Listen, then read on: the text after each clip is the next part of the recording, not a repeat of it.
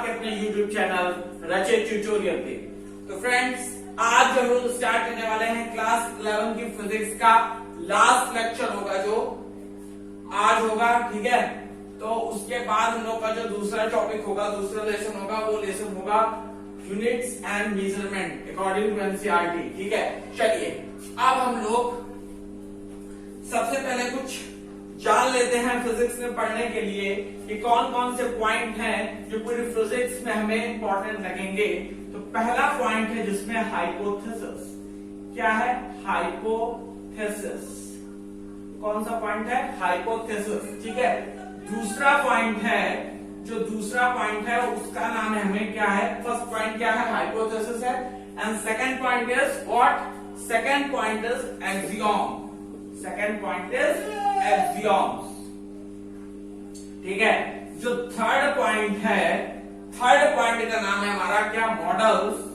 क्या नाम है? मॉडल्स। और फोर्थ पॉइंट है, फोर्थ पॉइंट का नाम है एज्यूम्शन। एज्यूम्शन,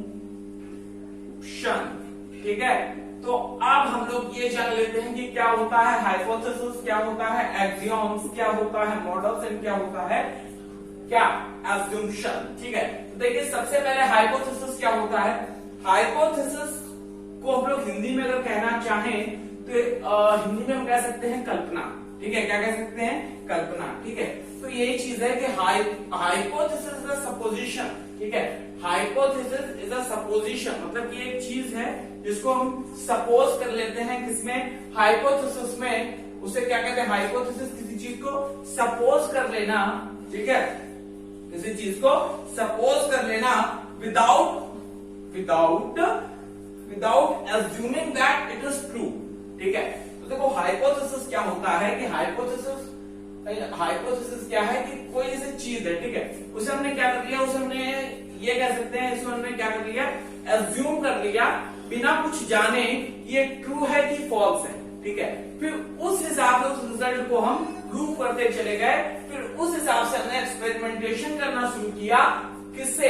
हाइपोथेसिस से। पहले हमने हाइपोथेसिस का ही यूज किया कि उस चीज को बिना जाने हमने एज्यूम किया कि ये चीज ट्रुथ है। फिर उस चीज से हम चले गए अंदर, क्या? इस चीज को प्रूव करने की क्या ये चीज ट्रू है और not. Is this theory, is this phenomena true or not, ठीक है। तो वो चीज हम लोग जानने चले गए और उस चीज को जानने में हम लोगों को क्या लगा? एक्सपेरिमेंटेशन लगा। और एक्सपेरिमेंट के बाद एक्सपेरिमेंटेशन, ऑब्जर्वेशन, ये 4 पॉइंट मैंने क्या है ना, एक्सपेरिमेंटेशन, ऑब्जर्वेशन, ये सारे पॉइंट्स लगे। उसके बाद हम किसी थ्योरी को फाइनल कर पाएंगे, ठीक है। ये चीज आप लोग जान लीजिए कि सबसे पहले हम लोग को जो मैंने 4 पॉइंट बताया, मैं लेना भी नहीं चाहूंगा उनका नाम, वो 4 पॉइंट पे ही सारी चीज चल रही है, ठीक है। उसके बाद आती है एक्सियम्स। क्या आती है? एक्सियम्स। तो एक्सियम्स क्या होती हैं? एक्सियम्स होती हैं दोज स्टेटमेंट, क्या कह सकते हैं? Those proven statement which are accepted without any controversy, ठीक है। मतलब कि वो एक्सियम्स क्या होती हैं? वे चीजें समझ लीजिए या वो थ्योरीज समझ लीजिए, कि वो सारी थ्योरीज, ठीक है, जो पहले से प्रूव की जा चुकी हैं, पहले बताई जा चुकी हैं, उन्हें हम प्रूव नहीं कर सकते हैं, बट उसको हम गलत भी नहीं ठहरा सकते हैं, ठीक है। जैसे एक चीज है the sun rises in the east. जो हमेशा जो सन होता है वो कहाँ राइज होता है? ईस्ट में होता है। ये एक्सियम प्रूवन स्टेटमेंट है, सब लोग देखते हैं कि ईस्ट में ही राइज होता है। बट अगर आप इसके बारे में जानना चाहें कि कैसे ईस्ट में राइज होता है, वेस्ट में क्यों नहीं राइज होता, तो ये चीज थोड़ी सी टिपिकल पड़ जाती है। इस चीज को जानना थोड़ा बेकार की चीजें पड़ जाती है, क्योंकि ये चीज पहले से ही प्रूव की जा चुकी है और पहले से ही नेचर में बताया जा चुका है कि इसे हमें एक्सेप्ट करना ही पड़ेगा। इस सन जो है ईस्ट पे राइज होता है और सेट कहां पे होता है? वेस्ट पे होता है। तो यहाँ पर भी फिजिक्स ही तो है, क्योंकि हमने क्या बताया कि आप लोगों ने भी बताया था क्या होता है जो फिजिक्स वर्ड है वो ग्रीक वर्ड फिजिके से लिया गया है, जिसका मतलब क्या होता है, नेचर होता है। तो नेचर के साथ जो इंटरेक्शन है वही तो फिजिक्स है।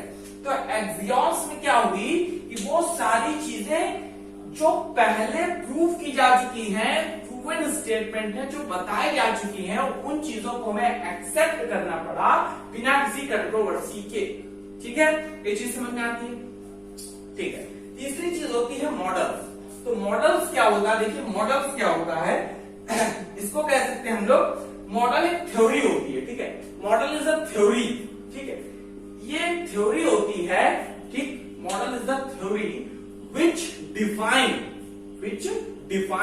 जो डिफाइन करती है क्या, अनडिफाइंड फिनोमिना। जो अनडिफाइंड फिनोमिना को क्या करती है, डिफाइन करती है। कैसे, फिजिक्स में कई चीजें आई जिससे मालूम पड़ा, क्या मालूम पड़ा कि इस थ्योरी को, मान लो कोई थ्योरी है, इस थ्योरी को इससे समझा जा सकता है, तो ये इसका क्या हो गया, मॉडल हो गया। ठीक है, तो कहते क्या है, हम लोग क्या कह सकते हैं, model is a theory propose to explain, वही चीज मैंने बताई, model is a theory, model is a theory which is proposed to explain which type of phenomena, which is used to explain which type of phenomena, बोलिए भाई, कह सकते हैं observed phenomena. ठीक है, ऑब्जर्व्ड फिनोमिना, जिन चीजों का हमने ऑब्जर्वेशन किया है, उस फिनोमिना की जो थ्योरी आएगी उसको हम क्या कहेंगे, मॉडल कहेंगे। जैसे आपने केमिस्ट्री में पढ़ा होगा रदरफोर्ड मॉडल, ये सब चीजें आप केमिस्ट्री में पढ़े होंगे, है ना। हाँ, तो वो सब चीजें ऐसे ही हैं कि ऑब्जर्वेशन से जो ऑब्जर्व्ड फिनोमिना है उनकी जो थ्योरी डिफाइन हुई वो मॉडल ही कर सकता है। और चौथी चीज आती है हमारी एज्यूम्शन। क्या आती है, एज्यूम्शन आती है। क्या आती है, एज्यूम्शन। एज्यूम्शन क्या होता है, एज्यूम्शन चीज वो होती है जिसमें हमें एज्यूम करना पड़ा वही चीज। ठीक है, और एज्यूम करने के बाद सारी चीज एक्सपेरिमेंट करने के बाद उस चीज का हमें कोई रिजल्ट मिले, वो चीज कहलाती है एज्यूम्शन। ओके, चलिए मैं समझता हूं यहां तक तो आपको चीज समझ में आ गई होगी। ठीक है, अब हम लोग थोड़ा सा देख लेते हैं क्या कि टेक्नोलॉजिकल एप्लीकेशन ऑफ फिजिक्स क्या है, टेक्नोलॉजिकल एप्लीकेशन ऑफ फिजिक्स क्या है। ठीक है, तो अगर मैं कहना चाहूं क्या, देखिए फिजिक्स आपको पता ही है क्या है, पता है ना आपको फिजिक्स क्या है, बोलिए। फिजिक्स जानते हैं आप क्या होती है, फिजिक्स होती है नेचर। तो अगर फिजिक्स और टेक्नोलॉजी, ठीक है, टेक्नोलॉजी, अगर फिजिक्स और टेक्नोलॉजी दोनों चीजें मिल जाएं तो क्या हो जाएगा, तो हमें सोसाइटी को फायदा हो जाएगा। यानी कि टेक्नोलॉजी और फिजिक्स दोनों मिलकर सोसाइटी को फायदा ही पहुंचाएंगी। बट आप जानते हैं कि हर एक चीज का फायदा है तो हर एक चीज का नुकसान भी। ठीक है, हर एक चीज फायदा करती है तो कहीं ना कहीं नुकसान भी करती है। ठीक है, अब देख लेते हैं फायदा क्या है, तो उसके बाद जान लेंगे कि नुकसान क्या है। ठीक है, चलिए, जो फिजिक्स है, फिजिक्स क्या हुआ, नेचर हुआ, नेचर। तो नेचर के साथ इंटरेक्शन करने के लिए हमने क्या किया, टेक्नोलॉजी का यूज किया। ठीक है, और टेक्नोलॉजी जो डेवलप हुई वो किससे डेवलप हुई, टेक्नोलॉजी डेवलप हुई फिजिक्स से। किससे डेवलप हुई, फिजिक्स से। क्योंकि आपको मालूम होगा कि सबसे पहले लोग स्टीम इंजन यूज करते थे। कौन सा इंजन यूज करते थे, स्टीम इंजन। बोलिए, सबसे पहले हम लोग कौन सा इंजन यूज करते थे, स्टीम इंजन। ठीक, अब तो कोई यूज भी नहीं करता। ठीक है, स्टीम इंजन यूज करते थे, किसके लिए, किस पर्पज से यूज करते थे, और स्टीम इंजन को तो इंडस्ट्री के पर्पज से यूज करते थे स्टीम इंजन। ठीक है, अब स्टीम इंजन कितने दिन काम करता है, तो इसकी एफिशिएंसी को बढ़ाने के लिए हमने किसका सहारा लिया, टेक्नोलॉजी का। इसका सहारा लिया टेक्नोलॉजी का, और इफिशियंसी इसकी बढ़ाने के लिए हमने टेक्नोलॉजी का सहारा लिया। इफिशियंसी बढ़ाने के लिए मैं टेक्नोलॉजी का सहारा लिया और ऐसा हो गया टेक्नोलॉजी के साथ या फिजिक्स के साथ। मैं तो ये भी कहना चाहूंगा कि टेक्नोलॉजी और फिजिक्स समझिए एक ही, ठीक है। ठीक, तो इफिशियंसी इसकी बढ़ानी थी, हमने क्या किया, टेक्नोलॉजी का सहारा लिया। तो इफिशियंसी बढ़ाने के साथ साथ एक कई चीजें हमें ऐसी मिल गई कि वे स्टीम इंजन से भी अच्छे इंजन मिल गए, कार्गो इंजन मिल गए, बहुत से इंजन मिल गए, ठीक है। स्टीम इंजन के अलावा भी काफी इंजन हमें मिल गए जिसकी इफिशियंसी बहुत अच्छी, ठीक है। ठीक, ये किसके साथ आया, टेक्नोलॉजी के साथ आया, ठीक है। फिर आपने एक सुना होगा वायरलेस मोबाइल, जो आप लोग सुनते हैं वायरलेस, ठीक है। वायरलेस क्या हुआ, वायरलेस हुआ, क्या कह सकते हैं लोग, वायरलेस ये समझ लीजिए कि मोबाइल आपका, ठीक है, वायरलेस चीजें आ गई, वायरलेस सिस्टम आ गए, ठीक है, वायरलेस कम्युनिकेशन सिस्टम हो गया, ये डेवलप हुआ, ठीक है। कैसे डेवलप हुआ, जो वायरलेस कम्युनिकेशन सिस्टम डेवलप हुआ वो इलेक्ट्रिक एंड मैग्नेटिक वेव से ही डेवलप हो पाया वायरलेस सिस्टम। तो ठीक है, यहां पर भी कौन चीज वर्क कर रही थी, technology, physics and technology he work कर रहे थे। फिर हम लोगों ने क्या बना दिया, फिर हम लोगों ने टेक्नोलॉजी के साथ साथ क्या बना दी, सिलिकॉन चिप बना दी, सिलिकॉन चिप बना दी, इसे कहते हैं सिलिकॉन की, ठीक है, सिलिकॉन की चिप बना दी। अब वहां कहां पे यूज होती है सिलिकॉन की चिप्स, जो बनती है लैपटॉप पर, ठीक है। तो टेक्नोलॉजी से फिजिक्स भी तो आई, यानी कि दोनों कहीं ना कहीं एक दूसरे से कैसे हैं, इंटरकनेक्ट हैं। फिजिक्स और टेक्नोलॉजी एक दूसरे से कैसे हैं, इंटरकनेक्ट हैं, तभी सोसाइटी का भला होगा, ठीक है। लेकिन भला होने के साथ साथ कहीं ना कहीं बुरा भी हो रहा है। क्या बुरा हो रहा है, कि टेक्नोलॉजी, फिजिक्स और टेक्नोलॉजी के सहारे से ही हमने एटम बॉम्ब बनाया, ठीक है। तो एटम बॉम्ब कहीं पर अगर गिरेगा, ठीक है, बूम, ठीक है, तो ब्लास्ट होगा जहां पर, तो वहां पर तो मान लीजिए बूम होगा कि मान लीजिए क्रश होगा, तो क्रश भी होगा, ठीक है। ये भी है कि हम बहुत दिनों तक इसको संभाल के ले रख सकते हैं, ठीक है। तो कहीं ना कहीं जो चीज हमें फायदा पहुंचा रही है, अगर उस चीज को हम गलत ढंग से यूज करें तो हमें हानि भी पहुंचाएगी, ठीक है। ये चीज समझ में आती है कि फिजिक्स और टेक्नोलॉजी कैसे मिलकर सोसाइटी को चलाते हैं, ठीक है। सारी चीजें आपने देखा 4G आया, 4G आया, ठीक है, 4G के बाद अब 5G आएगा, पहले 3G था, थर्ड जनरेशन की 4G आया, 5G आई, 5G आएगा। तो सब किसके साथ चलेगा, टेक्नोलॉजी के साथ। लेकिन जो लॉज होंगे किसके फॉलो होंगे, फिजिक्स के ही तो लॉज फॉलो होंगे। क्यों, क्योंकि देखिए जब मोबाइल आया था, ठीक है, बना तो वायरलेस टेक्नोलॉजी से, लेकिन काम कौन सी चीज की, फिजिक्स, फिजिक्स की इलेक्ट्रोमैग्नेटिक वेव, ठीक है, या तो 12th में पढ़ना है, ठीक है, इलेक्ट्रोमैग्नेटिक वेव, ठीक है। इसी से तो भाई सबको मिलता है, क्या कहते हैं, सिग्नल, इग्नल, जो सिग्नल होते हैं तो यही तो होती है इलेक्ट्रोमैग्नेटिक वेव, ठीक है। तो यहां तक आपको चीज समझ में आती है कि नहीं आती, बोलिए, नहीं समझ में आती तो बताइए। यहां तक चीज समझ में आती है ना कि फिजिक्स और टेक्नोलॉजी एक दूसरे से कैसी है, इंटरकनेक्ट है।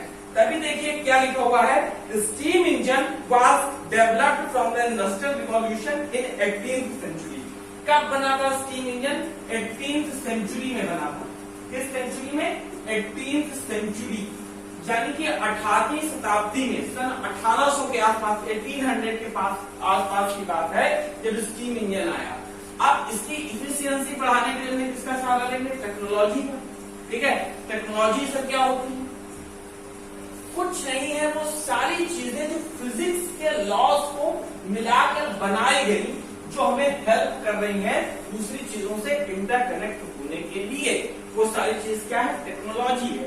और physics plus technology is equal to society. ये सर इसका मतलब क्या हुआ, देखिए फिजिक्स के नॉलेज से हमें हमारी टेक्नोलॉजी, और टेक्नोलॉजी हम लोगों की करती है हेल्प, तो हम लोग किसमें रहते हैं, एक सोसाइटी में ही रहते हैं, समाज में ही रहते हैं, वो सारी चीजें हमें क्या पहुंचा रही है, फायदा, ठीक है। दूसरी चीज थी wireless communication was developed after discovery laws of electricity and magnetism. ये भी देखिए मैंने आपको बताया क्या, कि कब हुआ वायरलेस, कब आया, जब वायरलेस की खोज कब हुई, वायरलेस कब डिस्कवर हुआ, जब जब इलेक्ट्रोमैग्नेटिक वेव्स, चलिए अब लेक्चर का लास्ट टॉपिक है, इसके बाद ये लेक्चर यहाँ पे खत्म हो जाता है और इसके साथ ही साथ आपका लेसन भी पहला खत्म हो जाएगा। ठीक है, उसके बाद हम लोग कल से शुरू करेंगे एक नया चैप्टर जिसका नाम है यूनिट एंड मेजरमेंट। ठीक है, ये सारी चीजें हम लोग जानेंगे। चलिए स्टार्ट करते हैं। चलिए, जो अगली चीज बतानी है वो हमें बतानी है फंडामेंटल फोर्सेस। क्या बतानी है चीज? Fundamental forces. क्या होते हैं फंडामेंटल फोर्सेस, वो जरा आप लोग जान लीजिए। क्या बताना है हमको? Fundamental forces. क्या बतानी चीज? Fundamental forces. बोलो क्या बताना है? Fundamental forces. ठीक है, देखिए फंडामेंटल फोर्सेस बताना है जो हमारे नेचर के होते हैं। देखिए क्या होता है, हम लोग डेली लाइफ में बहुत से फोर्स देखते हैं जो हम लोग को हेल्प करते हैं। हमारे डेली लाइफ रूटीन में बहुत सी चीजें ऐसी हैं जो हमें हेल्प करती हैं और बहुत से फोर्सों को हम लोग देखते हैं। But those forces are not fundamental forces. I must say those forces are derived forces. Those forces are derived forces from which forces? From fundamental forces. Those forces are derived. यानी कि हम लोग डेली लाइफ में बहुत से forces देखते हैं जो कैसे फोर्सेस होते हैं जो वाकई में फंडामेंटल फोर्सेस नहीं होते हैं, वो डिराइव्ड फोर्सेस होते हैं। ऐसे फोर्सेस होते हैं, डिराइव्ड फोर्सेस होते हैं। और वो फोर्सेस जो बनते हैं वो बनते हैं हमारे किससे? Fundamental forces. ठीक है, जैसे आपने देखा होगा फ्रिक्शन। ठीक है भाई, हम चल पाते हैं तो that's one reason, that is friction. और हमारी दूसरी चीज होती है क्या? जैसे आप लोगों ने देखा होगा रबड़ पे क्या होती है? स्ट्रेस। ठीक है, स्ट्रेस, स्ट्रेन, बहुत सी चीजें हैं जो हम लोग फोर्स डेली लाइफ में देखते हैं। वो सब सारी मस्कुलर फोर्स। ठीक है, मस्कुलर फोर्स जो हम लोग अप्लाई करते हैं, जो हमारा फोर्स होता है मस्कुलर फोर्स। ठीक है, तो ये सब सारी चीजें क्या होती है लोग डेली लाइफ में देखते हैं। But those forces are not fundamental forces. Those are which type of forces? Derived forces. तो अब बात ये होती है कि derived forces क्या हुए? जो फंडामेंटल फोर्सेस से बनाए जाते हैं। तो जो हमारे फंडामेंटल फोर्स है यूनिवर्स में वो है 4। कितने हैं? 4 टाइप्स ऑफ फंडामेंटल फोर्सेस हमारे यूनिवर्स में हैं। कितने टाइप के? 4 टाइप। फर्स्ट जो है ग्रेविटेशनल फोर्स। Gravitational force. कौन से फोर्सेस? Gravitational force. सेकंड जो फोर्स है, इस फोर्स से आप परिचित हुए थे, फैमिलियर हुए थे क्लास 9 में। सेकंड फोर्स जो है हमारा वो है इलेक्ट्रोमैग्नेटिक फोर्स। कौन सा फोर्स है? इलेक्ट्रोमैग्नेटिक। कौन सा फोर्स दिया? Electromagnetic force. कौन सा force? Electromagnetic force. And third one is strong nuclear force. कौन सा फोर्स हो गया? Strong nuclear force. ठीक है, कौन सा फोर्स है? Strong nuclear force. And last है हमारा जो वो क्या है? स्ट्रॉन्ग के बाद क्या होता है? वीक। क्या होता है? वीक। कौन सा force? Weak nuclear nuclear force. ठीक है, कितने टाइप के फोर्स हुए? एक हमारा हुआ ग्रेविटेशनल फोर्स, दूसरा हुआ हमारा इलेक्ट्रोमैग्नेटिक फोर्स, तीसरा हुआ स्ट्रॉन्ग न्यूक्लियर फोर्स और चौथा हुआ वीक न्यूक्लियर फोर्स।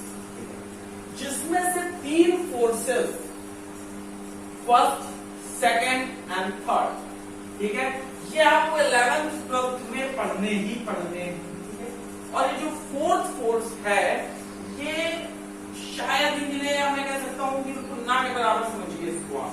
ठीक है, तो मैं 3 फोर्सेस को बिल्कुल देखने हैं।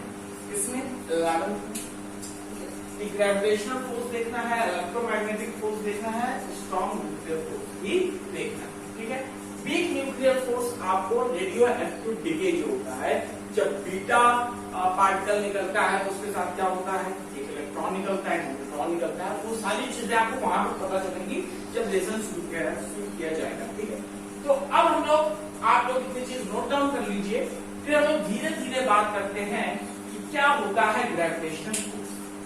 चलिए क्या बोलना, चलिए देख लेते हैं। चलिए बहुत बढ़िया, देखिए क्या होता है ग्रेविटेशनल फोर्स। देखिए ग्रेविटेशनल फोर्स का फॉर्मूला जानते ही हैं, क्या होता है F is equal to G m1 m2 upon r। यानी कि इस यूनिवर्स में अगर कहीं भी दो मासेस हैं तो उनके बीच हमेशा एक फोर्स अप्लाई होगा, उस फोर्स को हम कहते हैं ग्रेविटेशनल फोर्स। क्या कहते हैं? Gravitational force. क्या कहते हैं? Gravitational force. यदि इस यूनिवर्स में अगर कहीं पर भी दो मासेस हैं तो उनके बीच हमेशा एक फोर्स अप्लाई होगा, और वो फोर्स होगा कौन सा फोर्स? हमारा ग्रेविटेशनल फोर्स। ठीक है, ग्रेविटेशनल फोर्स होगा। कौन सा फोर्स होगा? Gravitational force. ओके, ये समझ में आती है? कोई दिक्कत नहीं। ये फोर्स जो हमारा होता है ये one of the weakest force होगा, सबसे वीक फोर्स होता है। वीकेस्ट क्या है? One of the weakest. अगर यूनिवर्स में कोई सबसे वीकेस्ट फोर्स है तो ये फोर्स है वीकेस्ट फोर्स, सबसे वीक फोर्स। कौन सा फोर्स? ग्रेविटेशनल। सबसे वीक फोर्स। ठीक है, सबसे ज्यादा वीक फोर्स अगर यूनिवर्स में कोई फोर्स है तो फोर्स है ग्रेविटेशनल। ग्रेविटेशनल फोर्स आप जानते हैं, चाहे वो एप्पल का ट्री से गिरना हो, चाहे मून का अर्थ के अराउंड रिवॉल्व करना हो, या अर्थ का सन के अराउंड रिवॉल्व करना हो, वहां पर जो फोर्स अप्लाई होता है वो फोर्स अप्लाई होता है हमारा ग्रेविटेशनल। सेकंड चीज ये होती है इस फोर्स में, सेकंड चीज ये है कि हमेशा एक दूसरे को अट्रैक्ट करते हैं। क्या करते हैं? अट्रैक्ट करते हैं। अगर दो मासेस हैं तो हमेशा एक दूसरे को क्या करते हैं? अट्रैक्ट करते हैं। कौन से फोर्स? Gravitational force. ये चीज समझ में आती है। तीसरी चीज ये होती है कि इन फोर्सेस के लिए किसी मीडियम की जरूरत नहीं होती, चाहे जो मीडियम हो ये फोर्स अप्लाई हो जाते हैं, यानी कि no required medium. No required medium. क्या कह सकते हैं? No required medium. समझ में आता है? और चौथी चीज ये है कि जो इसकी रेंज होती है वो होती है इनफाइनाइट। कहां तक होती है इसकी रेंज? आप बताइए। रेंज इसकी होती है वो इनफाइनाइट तक होती है, यानी कि जो फोर्स वर्क करेगा ये इनफाइनाइट तक वर्क करेगा। कहां तक वर्क करेगा? इनफाइनाइट तक वर्क करेगा। यानी कि ये फोर्स कैसा होगा? कहां तक वर्क कर देगा? कहीं पर भी कोई डिस्टेंस हो वहां तक ये जो इसकी डिस्टेंस है वो इनफाइनाइट है, यानी रेंज जो है उसकी इनफाइनाइट है। इनफाइनाइट रेंज तक ये वर्क करेगा। तो इसके पॉइंट में चार चीजें हमें पता चल गई। क्या? कि वीकेस्ट फोर्स है पूरे यूनिवर्स में, जो सबसे वीक फोर्स है वो ग्रेविटेशनल फोर्स ही है। और ग्रेविटेशनल फोर्स आप जानते ही, कैसा फोर्स? चाहे वो फोर्स हमेशा टू मासेस के बीच अप्लाई होगा, चाहे वो कहीं पर भी हो। ठीक है, पूरे यूनिवर्स में कहीं पर भी हो वहां पर ये फोर्स अप्लाई होगा। इस फोर्स में हमेशा मास एक दूसरे को क्या करेंगे? अट्रैक्ट करेंगे। क्या करते हैं? अट्रैक्ट करते हैं। इस फोर्स के लिए किसी मीडियम की जरूरत नहीं होती है, नो रिक्वायर्ड मीडियम। कोई भी मीडियम हो ये फोर्स हमेशा वर्क करेंगे, और जिसकी रेंज होती है वो इनफाइनाइट होती है, यानी कि इनफाइनाइट बिंदु तक ये वर्क करेंगे। ठीक है, ये समझ में आती है? कोई दिक्कत नहीं। चलिए अगली चीज की हम लोग बात कर लेते हैं कि अगली चीज क्या है। ठीक है, चलिए देखते हैं। नोट करना चाहते हैं तो नोट कर सकते हैं आपको। तो ग्रेविटेशनल फोर्स हमारा हो गया। ठीक है, ग्रेविटेशनल फोर्स के बाद हम लोग बात करेंगे इलेक्ट्रोमैग्नेटिक फोर्स। किसकी बात करेंगे?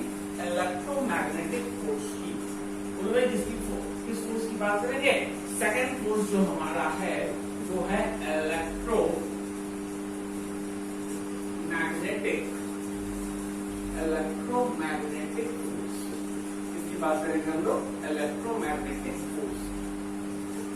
क्या होता है इलेक्ट्रोमैग्नेटिक फोर्स? सुनिएगा,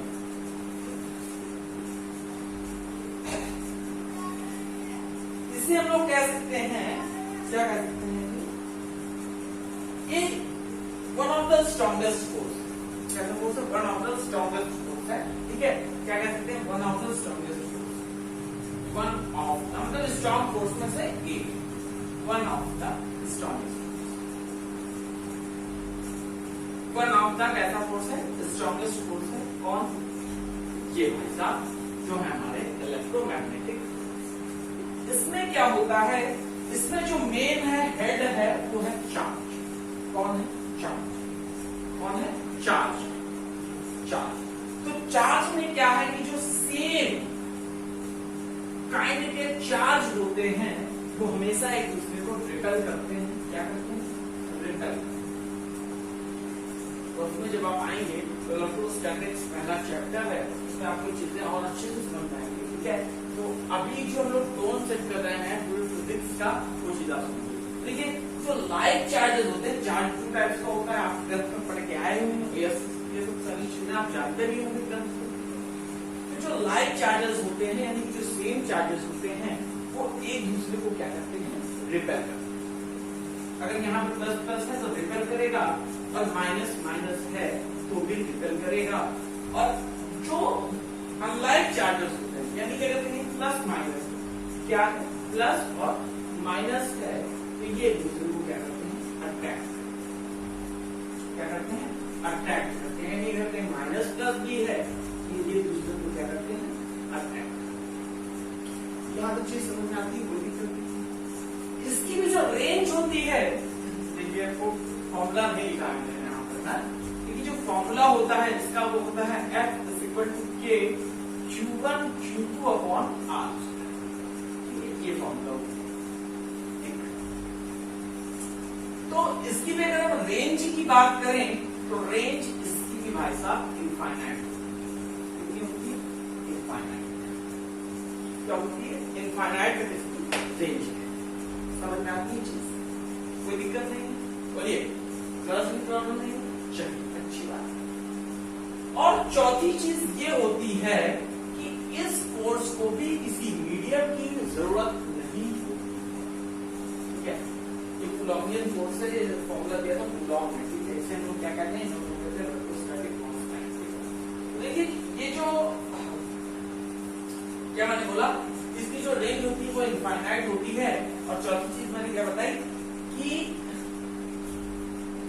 इसको भी किसी मीडियम की जरूरत नहीं होती है, यानी कि क्या कह सकते हैं? No required medium.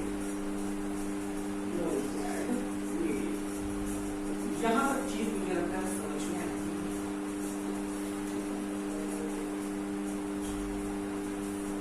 ये चीज आपको समझ आती है कि नहीं? देखिए क्या है? इलेक्ट्रोमैग्नेटिक फोर्स, ठीक है। इलेक्ट्रोमैग्नेटिक फोर्स पे यहाँ पर हम लोग इलेक्ट्रोस्टैटिक भी आ जाता है, मैग्नेटिज्म भी आ जाता है, ठीक है।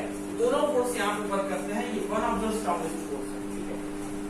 स्ट्रॉन्गेस्ट फोर्स है, लेकिन one of the strongest force है। बात करते हैं स्ट्रॉन्ग न्यूक्लियर फोर्स की। किसकी बात करते हैं? स्ट्रॉन्ग न्यूक्लियर फोर्स की बात कर रहे हैं। Strong nuclear, strong nuclear force क्या होता है? स्ट्रॉन्ग न्यूक्लियर फोर्स देख लेते हैं। उसी चीज के साथ हम लोग बात चलिए। स्ट्रॉन्ग न्यूक्लियर फोर्स क्या होता है? देखिए, स्ट्रॉन्ग न्यूक्लियर फोर्स में आपको समझना है तो आप एक चीज देख लीजिए। मान लीजिए न्यूक्लियस, क्या है? न्यूक्लियस के अंदर क्या होते हैं? न्यूट्रॉन होते हैं, प्रोटॉन, न्यूट्रॉन होते हैं, प्रोटॉन होते हैं, न्यूट्रॉन होते हैं, प्रोटॉन होते हैं, न्यूट्रॉन होते हैं, प्रोटॉन। आपने अभी इलेक्ट्रोमैग्नेटिक फोर्स में ये चीज देखी कि जो प्रोटॉन और प्रोटॉन होते हैं वो एक दूसरे को क्या करेंगे? रिपेल करेंगे। रिपेल करेंगे। क्या करेंगे? एक दूसरे को रिपेल करेंगे, ठीक है। एक दूसरे को क्या करता है? रिपेल करता है, ठीक। और जो प्रोटॉन प्रोटॉन एक दूसरे को रिपेल करते हैं कहां पर? इलेक्ट्रोमैग्नेटिज्म, ठीक है। इलेक्ट्रोमैग्नेटिक फोर्स, ये कहते हैं आप लोग इलेक्ट्रोमैग्नेटिक फोर्स। या तो इलेक्ट्रोमैग्नेटिक फोर्स में एक दूसरे को क्या करता है? एक दूसरे को रिपेल करते हैं। अब अगर यही चीज यहां पर हो जाती, अगर ये चीज यहीं पर यहां पर हो जाती तो क्या हो जाता, यहां पर अगर ये चीज हो जाती तो ये तो न्यूक्लियस बिल्कुल फट जाता, टूट जाता, बिखर जाता। ठीक है, क्या करते इसका, तो इस चीज को समझने के लिए, इस चीज को समझने के लिए क्या किया गया कि ये समझ लीजिए, चीज समझने के लिए मैं आपको एक बात ये बता दें कि यहां पर इलेक्ट्रोमैग्नेटिक फोर्स या इलेक्ट्रोमैग्नेटिक फोर्स अप्लाई नहीं होता। न्यूक्लियस सारे न्यूट्रॉन और प्रोटॉनों को कुछ इस तरीके ट्रीट करता है, ये सारे उसके क्या हैं, बच्चे, क्या है, बच्चे हैं। और इन सब बच्चों में बड़ा ही क्या है, प्रेम है, यानी कि प्रोटॉन प्रोटॉन एक दूसरे को क्या नहीं करेंगे, रिपेल नहीं करेंगे। प्रोटॉन प्रोटॉन एक दूसरे को क्या करेंगे, अट्रैक्ट, क्या करेंगे, अट्रैक्ट। प्रोटॉन प्रोटॉन एक दूसरे को क्या करेंगे, अट्रैक्ट करेंगे। न्यूट्रॉन और न्यूट्रॉन एक दूसरे को क्या करेंगे, अट्रैक्ट करेंगे। अब प्रोटॉन और न्यूट्रॉन भी एक दूसरे को क्या करेंगे, अट्रैक्ट करेंगे। ठीक है, ये स्ट्रॉन्गेस्ट फोर्स होता है। कैसा फोर्स होता है, स्ट्रॉन्गेस्ट। अगर यूनिवर्स में सबसे ज्यादा स्ट्रॉन्ग फोर्स है तो स्ट्रॉन्ग न्यूक्लियर फोर्स ही है, स्ट्रॉन्गेस्ट फोर्स है। कैसा फोर्स, स्ट्रॉन्गेस्ट फोर्स। सेकेंड चीज ये आती है, क्या आती है सेकेंड चीज, सेकेंड चीज ये आती है कि जो दूसरा फोर्स कौन स्ट्रॉन्गेस्ट फोर्स है, ठीक है, और जो दूसरा फोर्स स्ट्रॉन्गेस्ट फोर्स है पूरे यूनिवर्स में। ठीक है, दूसरी चीज बात आती है कि इसकी रेंज क्या है, क्या है, रेंज क्या है, तो इसकी रेंज बहुत ही स्मॉल है। रेंज इसकी होती है 10⁻³ मीटर, इतनी रेंज तक ये वर्क करता है। अगर पूरे यूनिवर्स में सबसे स्ट्रॉन्गेस्ट फोर्स कोई है तो वो फोर्स है स्ट्रॉन्ग न्यूक्लियर फोर्स। ये समझ आती है, ठीक है। लास्ट चीज जो हमारा लास्ट फोर्स है, ये तीसरा फोर्स था। जो लास्ट फोर्स है वो लास्ट फोर्स है हमारा वीक न्यूक्लियर फोर्स। कौन सा nuclear force, weak nuclear force. कौन सा न्यूक्लियर फोर्स है भाई, वीक न्यूक्लियर फोर्स। कौन सा nuclear force, weak, weak nuclear force, weak nuclear force. ये है ना, न्यूक्लियर वीक न्यूक्लियर। तो वीक न्यूक्लियर फोर्स क्या होता है, वीक न्यूक्लियर फोर्स देखिए क्या होता है कि न्यूक्लियस से अगर बीटा डिके हो जाए, बीटा डिके हो जाए, ठीक है, बीटा पार्टिकल का डिके हो जाए। जब बीटा पार्टिकल डिके होता है तो आपको पता है कि एक इलेक्ट्रॉन और एक न्यूट्रिनो, न्यूट्रिनो, ये चीजें क्या हो जाती है, ये चीजें बाहर निकल आती है, ठीक है, बाहर आउट हो जाती है। ठीक, तो बीटा डिके यानी कि हम ये कह सकते हैं न्यूक्लियस में बीटा डिके या रेडियो एक्टिव फिजन, ये कहते हैं। इलेक्ट्रो नहीं, न्यूक्लियस में अगर क्या हो जाए रेडियो एक्टिव फिजन यानी कि बीटा डिके हो जाए तो वहां पर जो फोर्स अप्लाई होता है वो फोर्स अप्लाई होगा वीक न्यूक्लियर फोर्स। तो देखिए पहली चीज क्या है कि ये वीक फोर्स है। कैसा फोर्स है, वीक फोर्स है। ये सारी चीजें देखिए आपको ज्यादा पढ़ना नहीं है, आप चाहे 11th-12th में बस थोड़ा सा ये जान लीजिए न्यूक्लियर फोर्स के बारे में, वीक न्यूक्लियर फोर्स के बारे में। इसमें क्या होता है, बीटा डिके होता है न्यूक्लियस से। तो जब बीटा डिके होता है तो उससे क्या निकलता है, एक इलेक्ट्रॉन निकल जाता है, एक न्यूट्रिनो निकल जाता है। उसमें कोई बड़ी बात नहीं है, आपको पता है, ठीक है। वीक फोर्स जो होता है कैसा होता है, वीक फोर्स है, weak force in the universe, weak force है कहां पर, यूनिवर्स में, weak force in the universe but not weakest, but not the weakest. Weak force तो है बट वीकेस्ट फोर्स नहीं है, क्योंकि वीकेस्ट फोर्स कौन सा है, वीकेस्ट फोर्स है कौन सा, ग्रेविटेशनल फोर्स। इसकी भी जो रेंज होती है ना, इसकी जो रेंज होती है 10⁻⁻15 मीटर। मीटर तक। कहां तक रेंज होती है? 10 to the power minus 15 meter तक की रेंज। यहां तक चीज समझ में आती है? कोई दिक्कत नहीं। अब हम लोग चलते हैं थोड़ा आगे, थोड़ा सा आगे चलेंगे। कहां चलेंगे? थोड़ा सा आगे, थोड़ा सा आगे चीज को समझेंगे, पहचानेंगे, बूझेंगे, बोलेंगे क्या?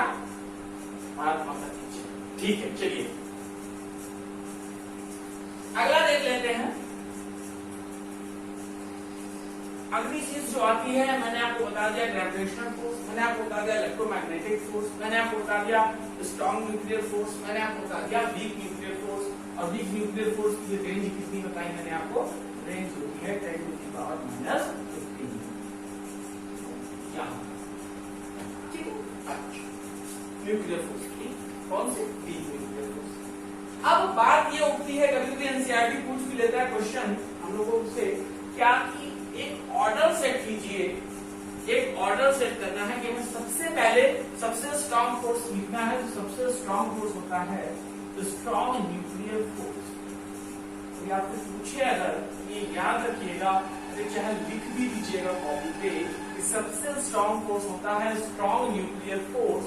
और स्ट्रॉन्ग न्यूक्लियर फोर्स के बाद आता है हमारा इलेक्ट्रोमैग्नेटिक फोर्स। इलेक्ट्रोमैग्नेटिक कैसा फोर्स? Electromagnetic force. और तीसरी चीज जो इलेक्ट्रोमैग्नेटिक फोर्स से जो वीक है, सबसे स्ट्रॉन्ग कौन है? स्ट्रॉन्ग न्यूक्लियर फोर्स पहले नंबर पे। दूसरे नंबर पर स्ट्रॉन्ग कौन है? इलेक्ट्रोमैग्नेटिक फोर्स है। एंड थर्ड नंबर पे आता है हमारा वीक न्यूक्लियर फोर्स।